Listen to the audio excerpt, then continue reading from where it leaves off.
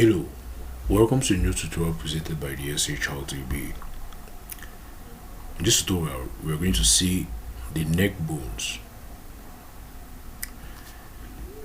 Upon visualizing, we can already visualize the neck bone and realize that the neck bone in the vertebral column forms a concave shape.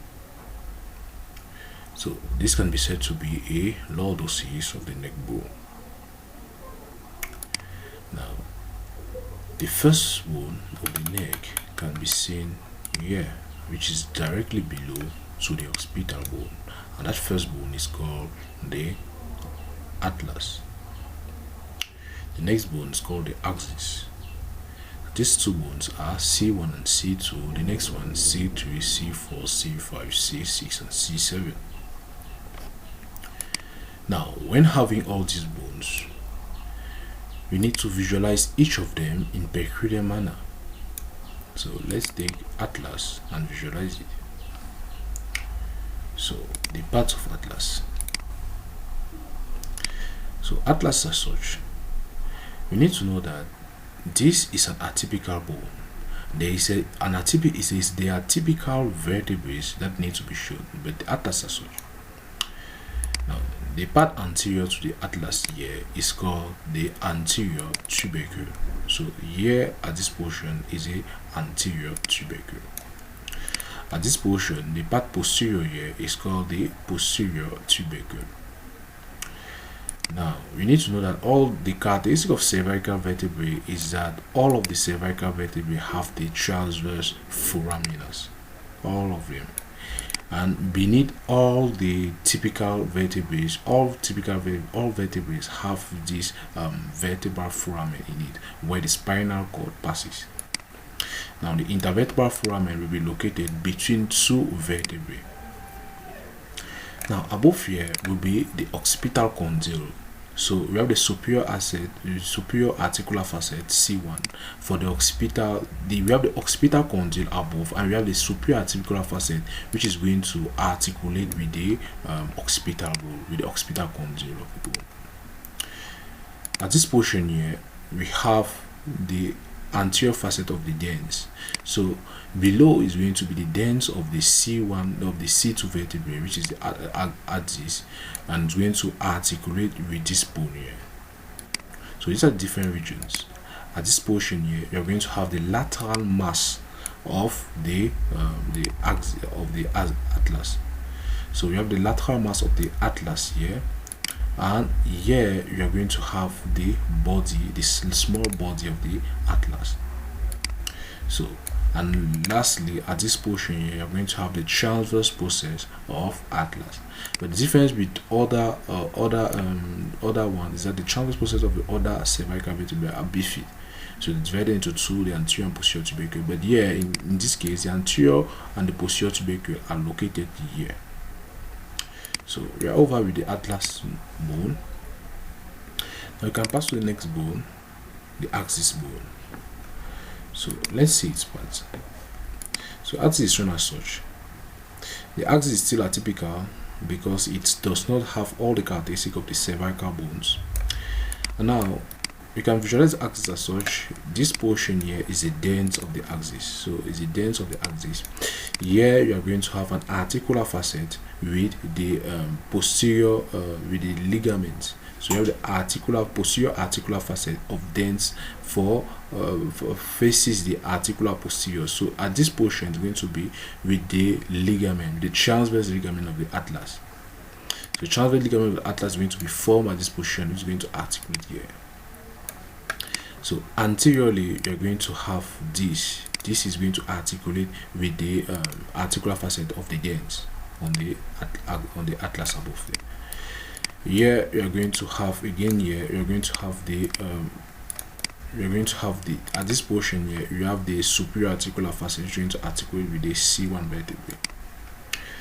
Now here at this portion here you're going to have the inferior articular facet which are going to articulate with the C3 vertebrae. At this portion here you have the vertebral body, and the vertebral body down here you will see that there is articulation with the nucleus pulposus and sinus. There's a nucleus pulposus and annulus fibrosus. Nucleus pulposus is medially and annulus fibrosus is lateral. So these are the characteristics of the C2 vertebrae. And the C2 vertebrae, at this portion you can see the inferior articular facet. At this portion you have the lamina.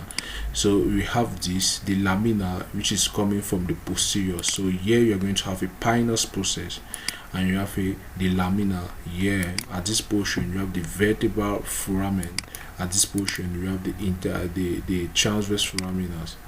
So these are all the characteristics which are peculiar for the C2 vertebrae. So this is the body of the C2 vertebrae. All these are peculiar for C2 vertebrae. Now the next vertebrae, as from C3 to C7, all of them have peculiar characteristics of all cervical vertebrae. All cervical vertebrae are going to resemble the C2-3 vertebrae, and they are like typical vertebrae. So typical vertebrae resemble like that, just as cervical vertebrae have peculiar characteristics of them. Now, so what's the structure of typical vertebrae? Upon seeing a typical vertebrae, if you want to imagine a typical vertebrae, you can imagine the body as being a father, and you imagine the spinous process as being the mother. The father, you imagine that the father is sending hands posteriorly to cover the baby, and the mother is sending hands anteriorly to cover still the baby, and that baby they are trying to cover is the spinal cord. So this father is a body, is sending the hand posteriorly. So the hands that the father is going to send posteriorly are going to be called the pedicles, and the hands that the mother is going to send anteriorly are going to be called the lamina. Now, when they send the hands, both of them are going to articulate with each other to form the transverse process. But at this case, the difference between the cervical vertebrae and the typical vertebrae is that the transverse process and the articular facet are not joined. They are separated because of cervical vertebrae. So you have this position here. You have at this position here, you instead have the transverse process, but at this position here you have the superior articular facet and superior articular process, and here you have the inferior articular process with the inferior articular facet. Now here in this case, the transverse process is located at this portion here. So we see that the articular facet are not joined with the transverse process. The transverse process with the neck bone. So this is peculiar characteristic. So now the difference between a typical bone and the cervical a typical vertebrae and a cervical vertebrae is that the cervical vertebrae, number one, have the transverse processes located at different positions from the superior and inferior and superior and inferior articular processes. So that's the first point. The second point is that their transverse processes are divided into two portions. We have an articular tubercle and an anterior tubercle and a posterior tubercle. The third point is that the cervical vertebrae have transverse foraminals. So the transverse foraminals the transverse processes also have transverse foraminals. So that's the third point. The fourth point is that their spinous process is bifid. So they have two portions of the spinous process. It's divided into two. So all the other cervical vertebrae are going to have the characteristic of C3. So it's not really worthy to visualize all the rest. So now we need to know that there are again a peculiar characteristic for C6 and for C7. The peculiar characteristic of C7 is that it has the most prominent spinous process, as we can see from here. This is what is going to be prominent when you bend, you flex your neck anteriorly. So when you flex your neck anteriorly, there's a ridge that comes outward, and that ridge is mostly coming due to the spinous process of C7. And now here on the spinous on the cervical vertebrae number 6, you realize that there is something they call anterior, the carotid tubercle. The carotid tubercle is going to be located particularly for cervical vertebrae number 6. So you need to know that there's a carotid tubercle for the cervical vertebra number 6. You see that this cervical vertebrae resemble like C3, so there is not really need to visualize them all. So they are still bifid and all of that. But now the peculiar characteristic of C6 is that it exists a carotid tubercle on C6 and at this position here. So these are the basic characteristics of all the cervical vertebrae. Now, again, as muscle of the neck, we have this muscle here, the hyoid bone. The hyoid bone consists of 3 main parts. We have the body, we have the lesser horn and greater horn, which can be considered as 2 horns. This is the body of the hyoid bone. Here is the lesser horn. This is the greater horn here, and this small part here is the lesser horn. So the hyoid bone characteristic is that it is the only bone which does not articulate with another bone. So this is the characteristic of the hyoid bone, only bone which does not articulate the other bone. The patella can be considered as such, but the patella slightly articulate with the femur posteriorly. So this adds another bone of the neck. After visualizing all the bones of the neck, we can now pass to the different ligaments inside the neck. So we are going to go to the connective tissue, add the different ligaments. We add number 1 time, we have this ligament. So this ligament here is going to be called the you can pass now and see its anterior longitudinal ligament. So we have the anterior longitudinal ligament here, so you can isolate and visualize very well. So anterior longitudinal ligament is passing here, and it is starting from this portion here, the pharyngeal tubercle. Anterior longitudinal tubercle ligament starts from the pharyngeal tubercle above here, and it descends all through here to the level of C7 and stop at the level of C7 here. So you see that it stop at the level of the first thoracic vertebrae. So we have this anterior longitudinal tubercle ligament. So again, we can visualize. If you visualize more, we have the articular facet which has been shown, but the intervertebral disc has not been shown yet. Now you have anterior longitudinal ligament, you have the articular facet you can see here, but you can see the vertebral disc. Now let's add again the connective tissue and visualize inside. So we add again the connective tissue, and when we add the connective tissue, we are going to have this.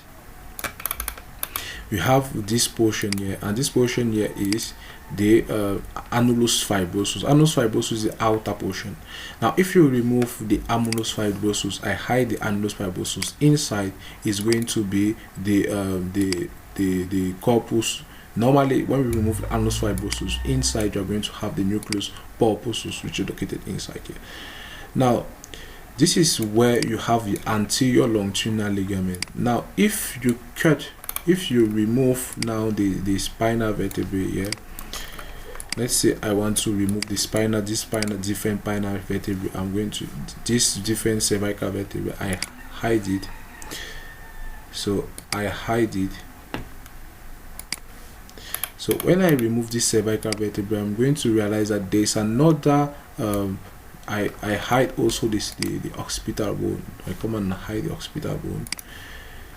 So you see that there's an articulation first which is performed here with the occipital condyles, and we have the different ligaments which are involved with the axis. This is the axis here, and this occipital condyle.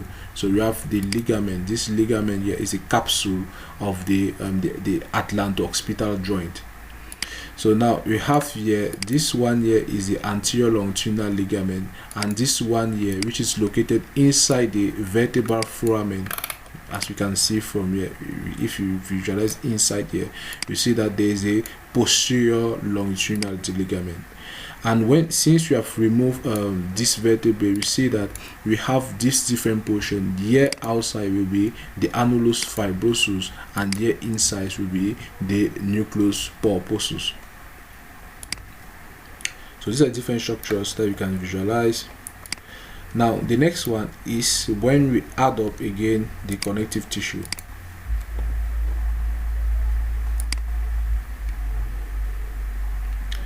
So when we add the connective tissue, you can add again up. to the level 4. Now we are going to visualize again this other connective tissue. So let's try to remove this one. So I hide it, or I come back, and now in this case I will not hide, but I come back still. In this case I fade it instead. So you see that there are particular ligaments which are here at these positions. So these ligaments are called the Ligamentum Flavum. The Ligamentum Flavum are going to connect the articular facet. They are going to connect the articular processes above and those below. So you have the Ligamentum Flavum connecting the articular process above and the articular process below. So you have the different Ligamentum Flavum as such here. So now when you have the different Ligamentum Flavum, you also need to know that there is this articulation at the level of the dens. So it's supposed to be shown here. So the dens and the atlas have different ligaments, as you can see inside here. So you see these different ligaments. This particular first ligament here is called the transverse ligament. The transverse ligament is going to connect the dens, which is going to be located here, to it, and make sure that it does not move out. So you have the transverse ligament here. Here you have the ligament of this axis. So yeah, that's the alar ligament. This one is also the alar ligament, and this portion here is the apical ligament. So apical ligament of the dens. So all these are coming from the dens. So you have the different ligaments which are located here. Now if you increase again the connective tissue, now you have again these ligaments here, and this one are the capsules of the article of the zygapophyseal joints, or the articular facets. So different capsule of the zygapophyseal joints. The zygapophyseal joints are the joints between the different articular processes. So you add it, you have this. So when you add again the connective tissue layer, you are going to have this other portion, and this portion now is going to be called the Nuchal Ligament. So you have the Nuchal Ligament all here. So Nuchal Ligament comes down here. Here you have the Ligamentum Flavum. So here is inside the posterior Atlanto-Occipital. At the portion of the Ligamentum Flavum on between the axis and occipital bone. So you have this portion here is the Ligamentum Flavum. Now the Ligamentum Flavum at the portion of the axis, at the portion of the axis and the occipital bone, is instead going to be called the Atlanto-Occipital Membrane. So now you have this ligament here. This ligament connecting the hyoid bone is going to be called the stylo, because coming from styloid process of the temporal bone, it's going to be called the stylohyoid ligament. So you have this other ligament here. Now if you add again the connective tissue, we are going to have the different fascias above, and we are going to see the cross section of the head in the latter section. So from here we have seen the different structures of the neck. So we've seen the different bones involved in the neck and the connective tissue of the neck. From here we say thanks for your kind attention.